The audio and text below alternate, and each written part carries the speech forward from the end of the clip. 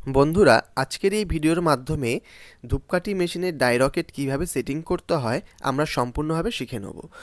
এই যে রকেট বা নজেল, এটা কোথায় কোন কাজে ব্যবহার করা হয়, এছাড়া দেখুন ছোট একটা ডাই আছে, এটার ব্যবহারও কীভাবে হয় আমরা এই ভিডিওতে সম্পূর্ণভাবে শিখব। তাই সময় নষ্ট না করে চলুন ভিডিওটা শুরু করা যাক। তো আমরা কীভাবে সেটিং করব, এর মধ্যে দেখুন একটা হব আছে। এই হবটার একদিকের প্যাঁচটা অনেকটা বড় থাকে, আরেক দিকে ছোট থাকে। ঠিক তেমনই দেখুন একটা নাট বড় আছে আর একটা নাট ছোট নাট আছে। তো এটা এবারে আমরা কি করব, প্রথমে সাজিয়ে নেব। কীভাবে সাজাচ্ছি একটুখানি দেখে নিন। এ দেখুন, এর হবের একটা দিক প্যাঁচটা বড় আছে আর একটা দিকে ছোট আছে। তো বড় দিকটা আমি যে দিকটা রাখছি, এই বড় প্যাঁচের দিকটাতে বড় নাটটাকে রাখবো।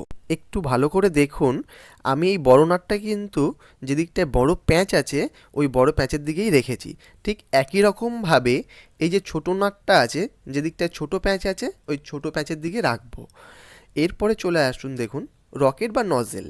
এই রকেট নজেলটা হচ্ছে বড়, তাই বড় নাটের দিকেই রাখলাম বা বড় থ্রেডের দিকে রাখলাম। আর যেটা ছোট ডাই আছে সেটা ছোট নাটের দিকে বা ছোট প্যাঁচের দিকে রাখলাম। আমি আশা করব এই পর্যন্ত বুঝতে আপনাদের কারো কোনো অসুবিধা হয়নি। এটা আপনারা সকলেই করে নিতে পারবেন।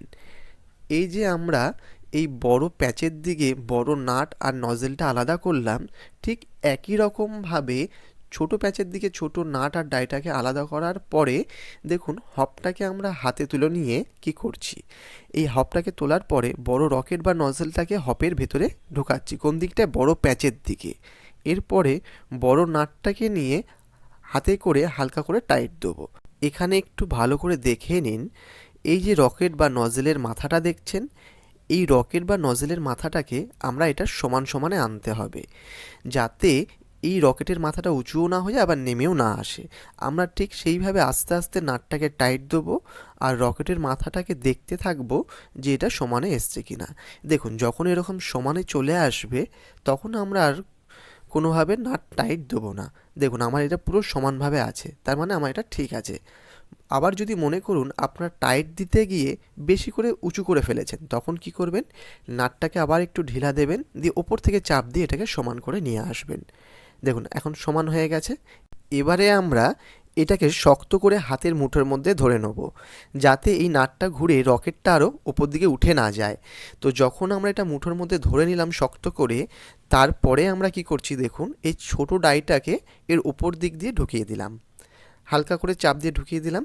এবার হাতে করে এটা নাটটা লাগিয়ে দিলাম। আমাদেরকে কোনো রেঞ্জ ব্যবহার করতে হবে না, হাতেই যতটা হয় হাতে করে হালকা করে টাইট দিয়ে দিলাম। এই সমস্ত রেঞ্জ দিয়ে কোনো প্রয়োজন নেই, হাত বসে যতটুকু টাইট হয় আমরা টাইট করে দেবো।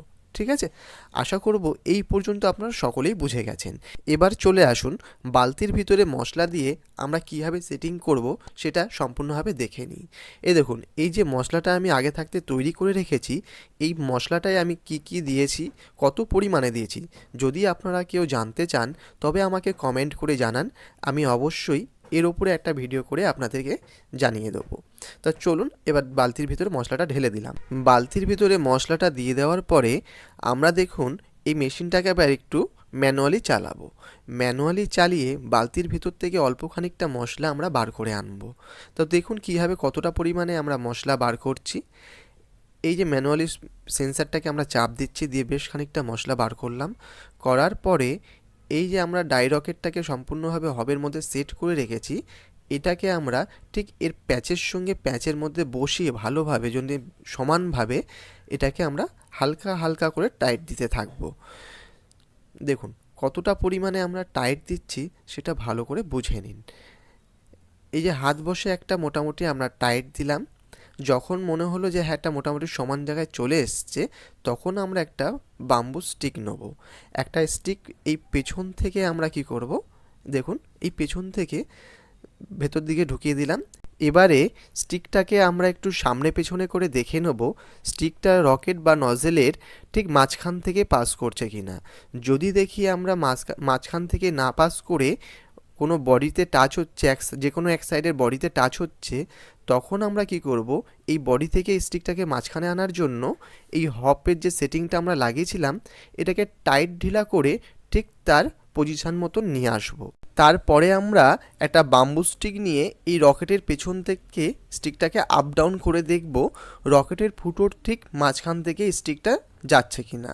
এখন দেখুন আমাদের ঠিক রকেটের ফুটোর মাঝখান থেকে যাচ্ছে, তার মানে হচ্ছে আমাদের সেটিংটা পুরো কমপ্লিট হয়েছে। যখন আমরা এই সেটিংটা পুরো কমপ্লিট করে ফেলবো, তারপরে আমরা কি করছি দেখুন, আমরা মেশিনটাকে একটু ম্যানুয়ালি চালিয়ে বেশ খানিকটা মশলা বার করব। তো ম্যানুয়ালি চালানোর সময় এই যে সেন্সারটাকে আমরা একটু ডান দিকে চাপ দিচ্ছি হালকা করে, তো এটা যেন বেশি চাপ না দিয়ে ফেলি।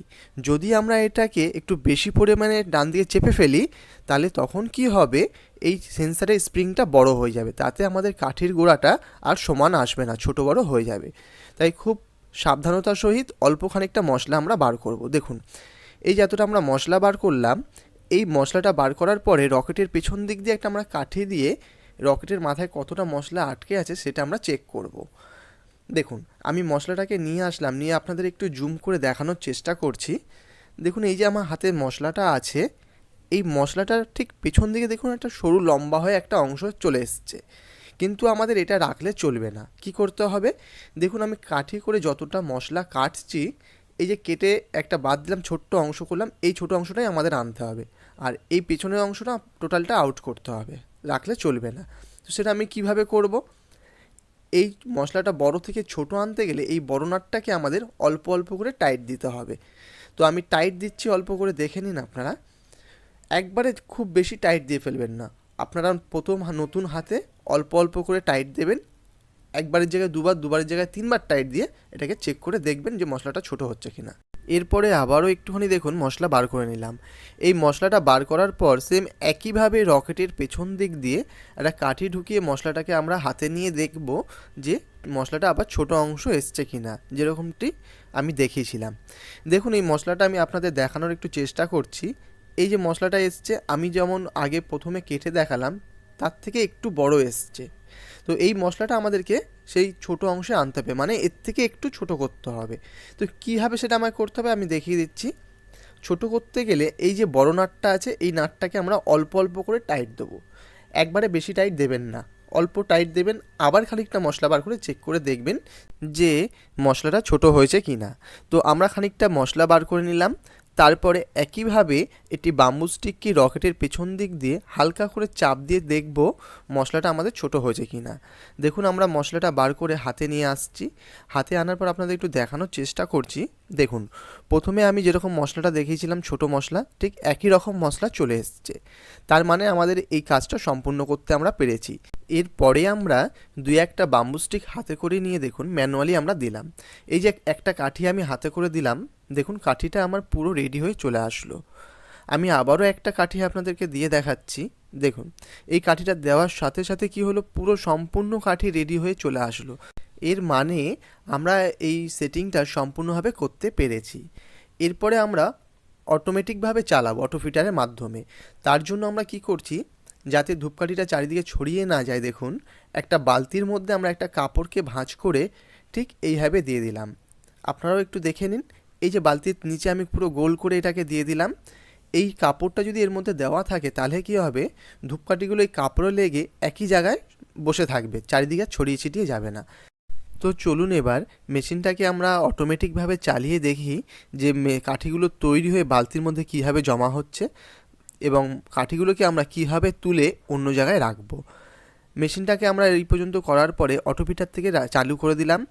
এবার একে একে কাঠি তৈরি হয়ে দেখুন কীভাবে বালতির মধ্যে জমা হচ্ছে। এটাকে আমি কীভাবে তুলছি আপনারা একটু দেখে নিন। প্রথমে দেখুন আমি এই বালতির নিচটাতে বাঁ হাত থেকে দিলাম, দিয়ে ডান হাতে করে যে কাঠিগুলো ওখানে হয়েছে সেই কাঠিগুলোকে ঠিক টেনে বাম হাতের ওপরে দিয়ে সরিয়ে আনবো। দেখুন ঠিক এইভাবে সরিয়ে নিয়ে আসলাম। এরপরে এই ধূপকাঠির গায়ে বা মাথাতে যে মশলাগুলো লেগে থাকে আমরা ঠিক এইভাবে ছাড়িয়ে নেব। দেখুন আমি কীভাবে ছাড়াচ্ছি। তারপরে ধূপকাঠিটা সম্পূর্ণভাবে আমাদের রেডি হয়ে গেল। তো বন্ধুরা আমি আশা করব এই ডাইরকেট সেটিংটা আপনারা সকলেই খুব ভালোভাবে বুঝতে পেরেছেন।